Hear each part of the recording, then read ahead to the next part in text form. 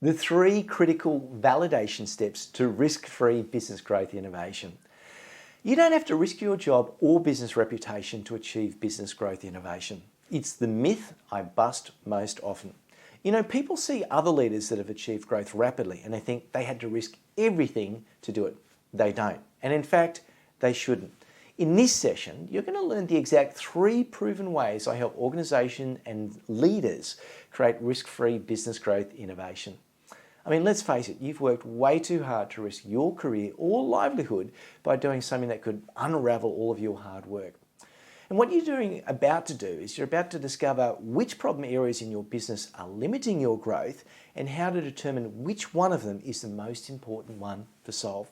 You're also going to learn the technique to prove whether people will actually open their wallets to pay for your new business innovation before you've even built it. And these innovation techniques will enable you to establish where you should be applying all of your energy to achieve growth so that you don't waste valuable time or money. Risk is the biggest threat to us, and thus it's a logical place to focus our attention. I mean, after all, no one wants to make a mistake. And so what we're going to do is we're going to share three core techniques we need to learn about validating. The first one is about validating the problem merit. That's validating whether the insight or the problem you've identified is one truly worth solving and whether people actually want to have that problem solved. The second part is about validating the market appetite. That's validating that the market demand is there, or we're trying to assess how willing people are to pay for a solution. And three, we want to validate whether the solution is actually effective. How well do you solve the problem and the features that it does? Now, before diving into testing, it's vital to prioritize what to validate. Now, I'm probably confident that you've created some assumptions on some ways to achieve rapid business growth. Yet maybe you haven't thought of them as an assumption. It may look like this. You know what? People really need this solution. Just wait and see. Or people are already lining up for this product idea. They just can't wait to open their wallets. Maybe those thoughts are happening for you, but that's exactly why you want to shift from operating on a wild guess to conducting a rapid test. Now, a risky assumption has high uncertainty and high implications. And any assumption that is high in uncertainty and high in implication is an assumption that you want to test before testing any other assumption. Because if we get it wrong, heads will roll, jobs will roll, as well as everything else. So to help you establish which assumption to focus on, it pays to assess it with some criteria. So when it comes to your assumptions, you might think, okay, does my assumption or my idea, does it have a high implication if we get it wrong? And the second one is, how certain or uncertain am I about this one? Obviously, the more uncertain and the bigger the implication if you get it wrong, then you want to put the top right. These are the things that we want to go and validate first. The reality is so many people focus on validating on the areas that are easy to validate, or there's not much point. It doesn't really matter if you get it wrong. You know, say for example, the color of your business card. Well, it's probably not a big implication if you get it right or wrong, and that should probably be the last thing that you ever go out there to test, something like that one. Okay, so let's now look at these individual sections before invalidating. So the first thing that we want to validate is the problem. That is it a problem actually worth solving? After all, we don't want to waste time trying to solve a problem that no one cares about. And you can do this in a number of different ways. If you're into YouTube channels, you've got YouTube channels for your business, or you've got blogs, you can use either of them. But let's say, for example, you're using videos. You've got a channel, you've got X amount of subscribers watching your video or around your product, and then what you do is you create a video for that particular problem. Now, if that number of views in proportion to previous views goes up, whoa, it's probably saying that, you know what, you've got some reliable data to validate that you've got a problem worth solving. But if the views decrease, no one wants to care about what your problem is, then it's probably saying that maybe this is a problem that your market doesn't want to have solved. Alternatively, if you're doing a blog, if your readership numbers go up or go down, it's indicating one way or another. Again, you can also do this via a sponsored blog. Okay. And so here's some ways that you can actually do this to test whether your customers really want a solution to an identified problem. You could do a fake door or a features tab. So fake door is when you create a potential link on your website that goes to a page that's not quite finished yet, or a product offering that's not quite there. So it's got an offering for a special tab. You press on it and it takes you somewhere else. That's just measuring traffic. You can see how many people are interested in it. A spoof landing page. This is probably the easiest thing to do. So you've got a product that's not built yet, or a service, and you're talking about the problem, and the solution, and you can see how much traffic's going there. Another thing that you can do is have a smoke test. That's when you actually have a test advertisement that might be sending people to an existing landing page, or could be one of those fake door landing pages, and you measure the traffic. You could do it via a classified advertisement. Yes, companies like Google encourage people to do this as well. Or you could do a product demo video where you give them a visual experience of using your service or product. Okay, so let's bring these techniques back to your business growth. So you might find that you're allowed to have a little bit of space on your website to place a feature tab or a button for something that isn't built yet. Or you could build a small advertisement, something on like a social media platform, very, very cheap to do. Send them to a small targeted audience, and with a link to your spoof website landing page that talks about the problem. If people are clicking on it and you're getting a lot of interest, great. That's basically what you do. Most importantly, what you want to do is monitor the number of people who are clicking on it, and all of those subsequent clicks, so that you can actually work out how many people are going there and the interest for it. Okay, number 2, validate the market's appetite.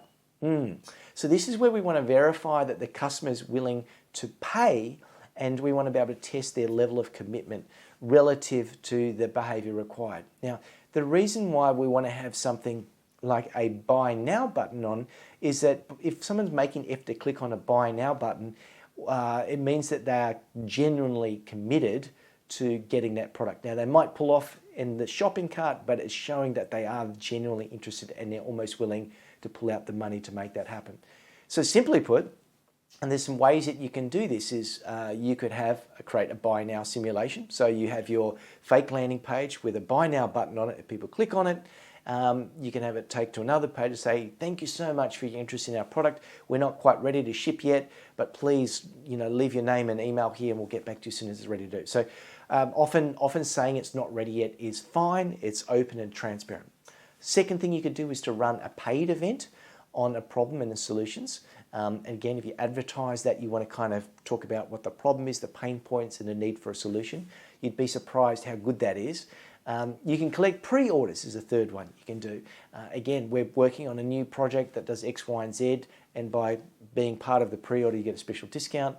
Or 4, what you can do is look into something like crowdfunding. Think of sites like Kickstarter.com. Again, the more people that are clicking on your commitment to the offer, whether it's the buy now and that stuff, the more validation you have. And you really do know that you've got a customer interested in your product when they're clicking that buy now button, to making that sort of stuff there.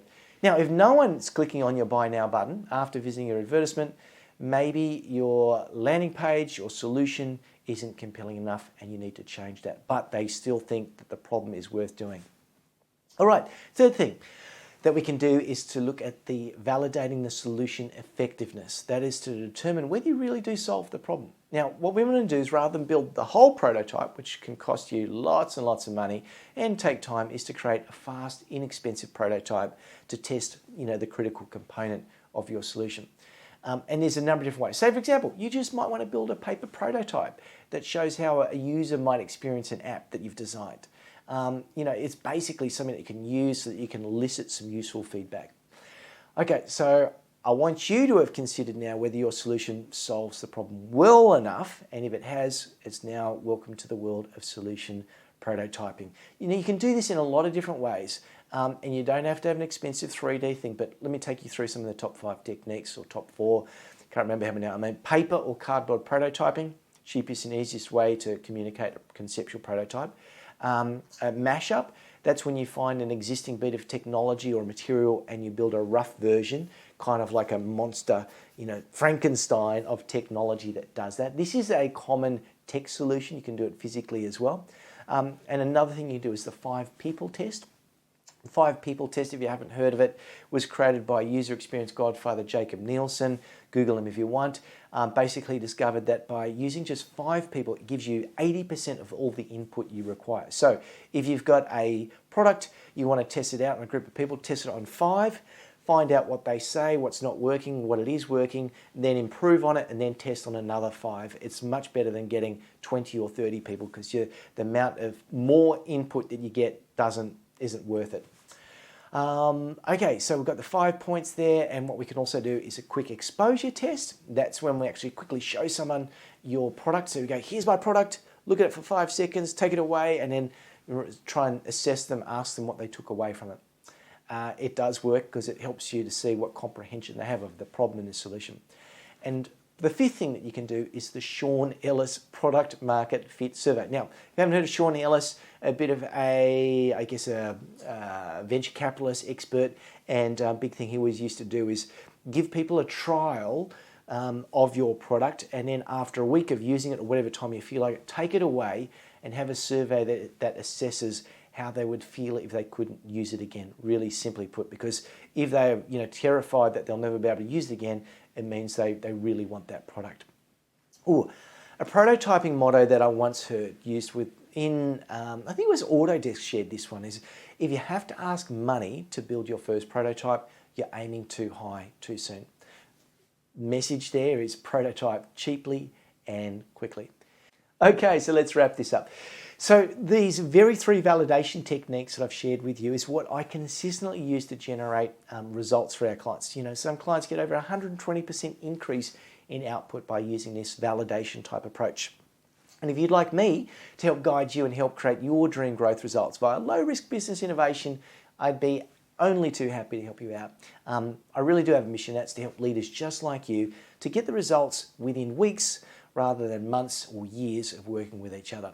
And knowing that your time is tight and you can't do everything yourself, make sure you check out the Relaxed Innovation Leaders Guide to Getting Anyone to Innovate. Links are all down there. It's going to help you to reduce your workload by getting other people to help you by helping you to innovate. Can't wait to find out how you go with these validation stuff. Please send me a message, put it in the comments below, email me. And again, if you like it, please press like and subscribe, and we'll catch you next time. Cheers.